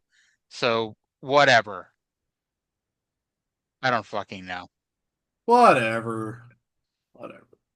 But yeah, Usos versus CM Punk and LA Knight. I mean, they're using a happy picture of the Usos, so I'm assuming they're baby faces still. Well, maybe. I don't know. Maybe it's a babyface match. Io Sky has a stern message for Asuka. We are not family anymore. Darn. It is a very stern message. By the way, did you see Bad Bunny told all the whiny people that they have 4 months to learn Spanish? It's fantastic. Good for him. Yes. By the way, CM Punk wearing the laziest shirt he's ever had created for him in his life. A pink t-shirt that says Punk on it. I saw that. I thought maybe he misspelled pink. He loves Jey Uso, but he doesn't like Little Roman, apparently. I don't know why he's still mad at Roman. Shouldn't he be mad at Seth Franklin Rollins? Who knows? By the way, 89 days till Wrestle Kingdom 20, and there's no obvious road to the main event. And I know I said this, and you kind of put it down. I think Tana is getting a title shot, whether it's Takeshita or ZSJ. Absolutely not. Absolutely not. They are not putting Tanahashi no knees in a fucking Wrestle Kingdom main event. No. I don't know. It's like I know Tana, especially when you watch him in the G1, he's broken down. I get that. But at this point, I'm like remembering last year, ZSJ versus Shota Umino was a great match. But I don't want to say nobody cared, but and I think especially like it's Tanahashi's last match. It's the draw of the show. I'm not saying put the title on it, but I would say get whatever the strongest semi-main you can put together is and put him in the title match in the main event. Don't do that. It's a fucking terrible idea. Hey, last year I said they would do Shota, and people, well, I don't know. I remember hinting it around with you, and you didn't necessarily disagree, but I don't think you really agreed. But I mean, at a certain point, it became pretty obvious that it was going to be Shota, and I thought that was a great match, and I thought that this whole arc with Shota Umino has been good storytelling, but as always, the people who claim to want stories, like their idea of a story is my favorite wrestler beats everybody and wins the belt. They get all bitchy anytime a babyface has to deal with any adversity. And I get it, like, I've been watching a lot in Japan since the G1, but it's like, I don't see what the title match will be otherwise. Like, and I know Shota, I don't say came out of nowhere, but Shota in a lot of ways came out of nowhere last year to get that title shot.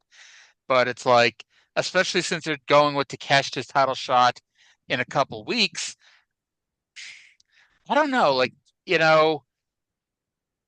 what do you think? Like, if Jado and Gato called you tomorrow and said, Trae-san, we want you to go from here and tell us what you would book as the main event, the world title match at Wrestle Kingdom 20, that you think would either be the best match or the best draw to be in the main event, what would you go with?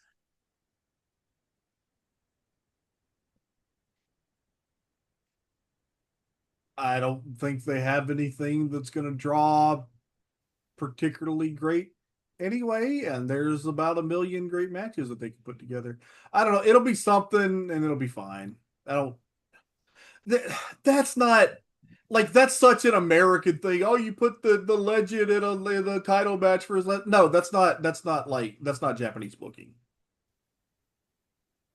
I mean, I'm not saying put the belt on him, but it's like, don't put him in the fucking main event to have a bad singles match. It's gonna be like a tag match or a 6-man with some people from his career. It's impossible. It's impossible for a lot of reasons. But if I had my druthers, I'm not saying they won't go back on it, but Tanahashi, at least a few months ago, said his last match was going to be a singles match. Okay. They could go back on that, but it's impossible for many reasons. But I wish they could do like Tanahashi, Shibata, and Nakamura against Shota, like I don't know, Shota, Yuya, and Yota Tsuji. That would be an interesting match. I will tell you that. Now I'll say this. We're talking about storytelling. What was it 2 years ago, maybe 3 years ago, when ZSJ and Tanahashi had that great TV title match at the Tokyo Dome? Yeah, and if Tanahashi is going to wrestle somebody, Zack might not be the worst choice because the one thing Tanahashi can still do is technical wrestling. Like he's really fucking underrated as a mat guy. And I mean, it's like again, I know it's an American trope, but it's like I don't think he's been in a title match during this entire run. At least if he hasn't been like a major singles match. He may have been in a 6-man title match at some point. But he had a title shot against Goto in March. Did he? Okay. Yeah. Never mind. I don't know. It's like because I'm like, and again, I'm just like stuck on I'd like to see him versus either ZSJ or Takeshita, and that's what gets my head to. Well, it's going to be a title match. He already had a countdown match against Takeshita, so I doubt they're going to do that again. But I don't know. I don't think they're not going to do that. I don't think. If they do what I've been wrong before, but if they did, I will say that is a very unusual thing for them to do, and probably not a very good idea. I'm confident it won't be evil. Say what you want. I'm pretty sure it won't be evil. But going through the list of the roster, Bolton Oleg, maybe. David Finlay, possibly. I can't picture it'll be like again anybody from the House of Torture. I could be really wrong on that. Gabe Kidd, maybe. That maybe might Goto. actually be Gabe Kidd. Might actually be it. Yeah. Goto, that could be an interest. I know. You said they just went in March, but and I guess he probably won't wrestle him again because he's been trying to keep it to the one person. I don't know. Maybe finally get avenge all those losses to Fale. Fuck that! Don't you put that evil on me, Arya Whitner. You take that back right now. I love Fale, but I don't want that either.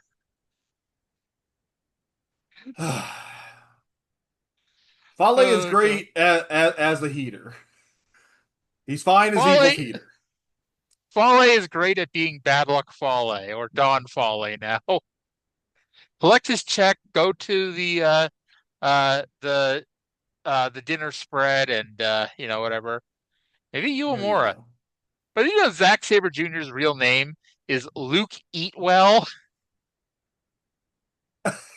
Yes, Lucas Eatwell. Yeah, and he's a vegan. He doesn't eat well at all, in my opinion.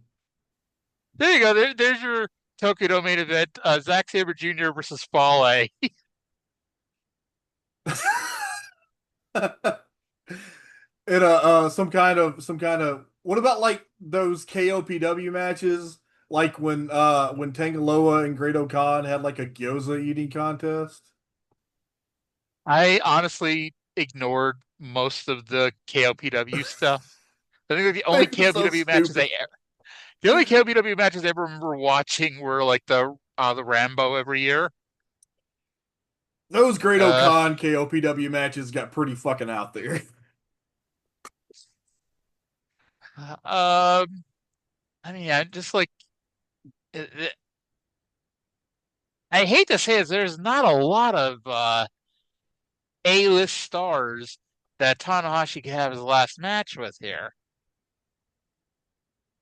And they may still they could bring in somebody from another promotion still. You never know. How about Aaron Wolf? You know that he's gonna have his debut match at Wrestle Kingdom 20. That feels like something that could be a story. The Legend's last match versus this guy's first match. well, I'm not in the dojo seeing what Aaron Wolf is doing, but if he's ready to hit the ground running, that might not be a different thing. A couple of years ago, a former MMA fighter, Ulka Sasaki, started wrestling in Noah, and he was like he took like pro wrestling like a duck to water. And if Aaron Wolf, an Olympic gold medalist judoka, and that training in the New Japan dojo, if he could end up being a really interesting wrestler. And it's like looking through, it's like, man, this, and it's like, and again, maybe I would appreciate a lot of this more if I was watching it more than just like the G1 and miscellaneous random shows, but it's like, it is so not a A-list list here. Speaking of not an A-list list, the Good Brothers to debut in the NWA at Samhain 3. I'm sorry, Samhain. I guess it's Samhain. I was pronouncing it in the manner of the late great Donald Pleasance. I mean, yeah, that's how I read it, is Samhain. Well, it's Irish. Nothing in Irish is said like it's spelled to English speakers. By the way, Mickie James will not be inducted by Tommy Dreamer into the TNA Hall of Fame. It's just become a running joke that every year Tommy Dreamer inducts somebody and then they beat him up. Not that Mickie James and Tommy Dreamer have anything like that would link them together, but it's just like a running joke that Dreamer inducts everybody and then gets beat up. It'd be funny if he just came out for her to beat him up anyway. There you go. Give her a Mick kick. There you go. By the way, she's going to be inducted by Tara. There you go. Yeah. I mean, that's a good choice. I don't know who's inducting the beautiful people. Probably the Inspiration, if I had to guess. That makes a certain level of sense. Yeah. Honestly, though, Madison Rayne, I don't know, she's not actually with the company. I don't even know. Is she really with AEW? Like, I know she gets booked every so often, but I don't know if she's actually with AEW. I think she's like a trainer agent, and she's always on the pay-per-view pre-shows. Okay, so talk about whatever the women's title match is. So yeah, I think she does work there. Which is funny because I watch the pre-shows and I pay zero attention to that part of it. It's never on that part. It's never on the part that you watch. It's the part before that. It's the half hour before the 0 hour. It's the negative one half hour. Yeah. Seriously? I mean, typically. Oh, Jesus Christ. Is it like, how I found out years after the fact that Daddy Magic and Cool Hand Ange did EverRise live on NXT or on WWE.com, and it was like a really funny pre-show thing, and then I didn't discover it until after they got cut. I discovered it just now when you told me about it. Yes. I guess it was on Twitter all the time, and then they finally got WWE to agree to put it on to YouTube, and like it was like the day after it got put up, the first episode got put up, they got fired. Weirdly, kind of checks out. Yeah, look up EverRise Live. It's very much Cool Hand Ange and Daddy Magic. Now, which one was Ever and which one was Rise? I would assume Daddy Magic was Rise. Okay, makes sense. I don't know. By the way, is Ruby Soho still pregnant, or did she give birth? Is she still pregnant? Let's see. She announced the pregnancy on Rampage, so I assume she's had the baby by now. I would hope she's had the baby by now, because Jon Moxley canceled Rampage 10 months ago. Damn that Moxley. That was why Hangman tried to choke him to death with the chain. Oh, speaking of that, I received in the mail Hangman today, choking Moxley with a chain. Well, it actually is. It actually is, because I received in the mail today my All In Texas Blu-ray that I ordered solely so I could look at the tiny pixel of me in full HD. I guess I never actually watched the show, so I never saw the tiny little pixel of you. You'll have to screenshot that shit. I did, like I posted pictures like the next day. Yeah, in the extra wide shots. If you're like me and you know where I was, you can see where I was. That's actually how I'm on Survivor Series 2006. If you pause it at just the right moment and look at just the right corner of the screen, you can see me. Which tells you that I'm not John Cena.